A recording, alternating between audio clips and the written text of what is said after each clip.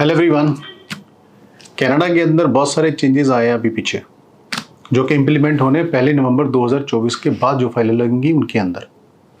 लेकिन अभी से कन्फ्यूजन हर किसी के माइंड में पैदा हो गई है कि ये जो चेंज आया है ये उसको कैसे इम्पेक्ट करेंगे। सबसे पहले तो मैं आपको ये बता दूं कि बहुत सारे ऐसे चेंजेस हैं जो लोग कनाडा पहुंच चुके हैं ऑन स्टूडेंट वीज़ा, उनके लिए नहीं है। सिर्फ एक ही चेंज उनके लिए है, वो है कि पोस्ट ग्रेजुएट वर्क परमिट जब वो लोग अप्लाई करेंगे।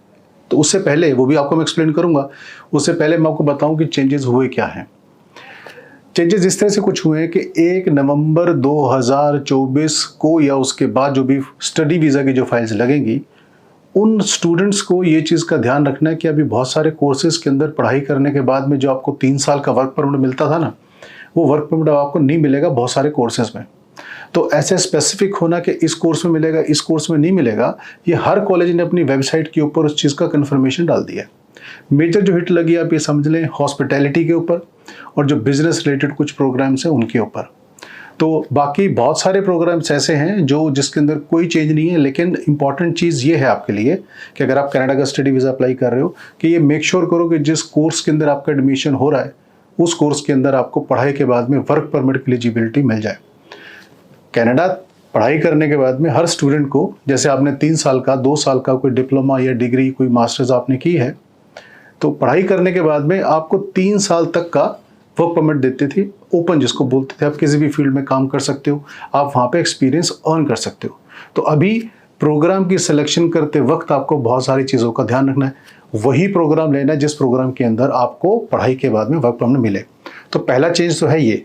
और इसके साथ ही बताऊं, जिन जिन की एडमिशन हो चुकी हैं, फीसें जा चुकी हैं, वो मेक श्योर करें कि अपनी फाइलें फटाफट लगा दें 1 नवंबर से पहले क्योंकि जो फाइल 1 नवंबर से पहले लग जाएगी उनके ऊपर ये चेंजेस लागू नहीं होंगे।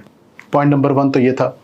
दूसरा पॉइंट नंबर 2 जो है वो ये है कि अगर आप कनाडा में जा रहे हैं मास्टर्स करने के लिए और आप चाहते हो अपने स्पाउस को अपने साथ लेके जाना, तो आपको ये मेक श्योर करना पड़ेगा कि आपका जो मास्टर्स डिग्री का प्रोग्राम है वो कम से कम 16 महीने का हो। अगर आपका प्रोग्राम 16 महीने का नहीं है तो फिर आप अपने स्पाउस की एप्लीकेशन अपने साथ में अप्लाई नहीं कर पाओगे। अब आते हैं तीसरे और मोस्ट इंपॉर्टेंट फैक्टर के ऊपर।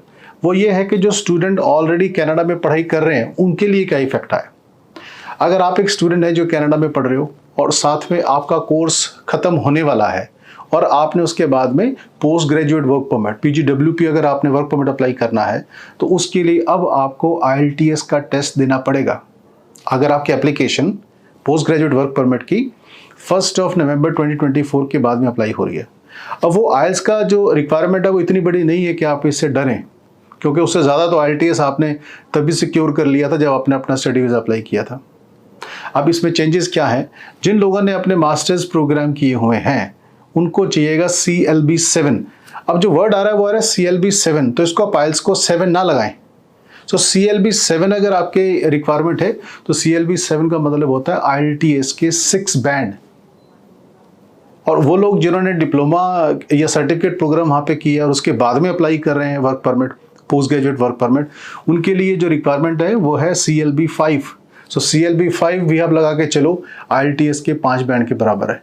तो ये जो चेंज हुआ है, इस चेंज से जो जेन्युइन स्टूडेंट्स वहाँ पे हैं जो IELTS करके गए थे उनको तो दिक्कत नहीं आएगी। बाकी ये एक मैंडेटरी रिक्वायरमेंट हो चुकी है और आप ये मेक श्योर करेंगे अब आपने जब post graduate work permit apply करना है तो आपको IELTS चाहिए होगी।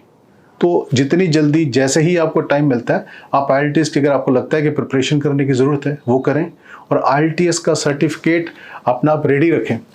2 साल की वैलिडिटी होती है IELTS की, तो बेटर है आप अपना IELTS का सर्टिफिकेट का जो टेस्ट है वो टेस्ट आप जल्द से जल्द दें, ताकि जब अपनी एप्लीकेशन अप्लाई करनी है उस टाइम के ऊपर आपको डिले का सामना ना करना पड़े।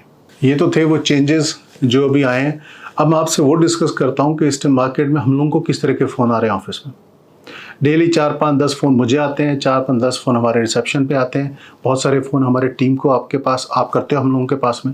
और जो ज़्यादा क्वेश्चन उसमें उठते हैं वो ये है कि क्या कनाडा ने अब डिप्लोमा पे वीज़ा देना बंद कर दिया, क्या अब कनाडा ने वीज़ा देना बंद कर दिया, क्या कनाडा ने उस पर्टिकुलर स्टेट के लिए वीज़ा देना बंद कर दिया। तो देखो, र्यूमर्स को कोई नहीं रोक सकता और ये भी नहीं पता लगा सकता कि र्यूमर्स उठे कहाँ से थे, लेकिन अगर आपको सच्चाई का पता है तो इन र्यूमर्स से आप बच सकते हो। कनाडा ने ऐसा कुछ नहीं किया है कि वो अपना स्टडी वीज़ा प्रोग्राम बंद कर रहे हैं। कुछ चेंजेस किए हैं, कुछ चीज़ों को अंडरस्टैंड करते हुए उन्होंने ये चेंजेस किए, लेकिन इन चेंजेस का मतलब ये नहीं है कि स्टडी वीज़ा प्रोग्राम टोटली बंद है, या इस तरह की जो चीज़ें रिमर जो मैं आपको अभी बता के हटाऊँ कि इस पे आपको डिप्लोमा पे वीज़ा नहीं मिलेगा, आपको इस पे ये नहीं मिलेगा। चेंजेस हुए जो आपको मैं अभी बता के हटाऊँ, वही सिर्फ छोटे छोटे चेंजेस हैं, बाकी ऐसा कोई चेंज नहीं है। अगर फिर भी आपका ऐसा कोई क्वेश्चन क्वेरी है जो आपको लगता है कि मैं इस वीडियो में क्लियर नहीं कर पाया, तो मैं आपको सजेस्ट करूंगा कि जो नंबर आप डिस्प्ले के ऊपर देख रहे हो इसके ऊपर आप फ़ोन करके मुझसे बात करो और अपनी जो क्वेश्चन क्वेरी उसको सॉल्व करो। वैसे इस वीडियो के अंदर मैंने कोशिश की है कि जो लेटेस्ट चेंजेस अभी आए हैं कैनेडियन इमिग्रेशन की तरफ से आपके साथ में मैं एक्सप्लेन करूं। इसके अलावा भी अगर आपका क्वेश्चन क्वेरी आप कमेंट में भी लिख सकते हैं और हमको फ़ोन करके भी आप इन्फॉर्मेशन ले सकते हैं। इस वीडियो को देखने के लिए आप सबका बहुत बहुत थैंक यू, और इस तरह के अपडेटेड इन्फॉर्मेशन के लिए आप हमको फॉलो ज़रूर करें और साथ में जो बेल की नोटिफिकेशन बटन है उसको प्लीज़ आप दबाएं ताकि जो भी कोई नेक्स्ट वीडियो हमारा पोस्ट हो वो साथ के साथ आपके पास पहुंचे। Thank you very much.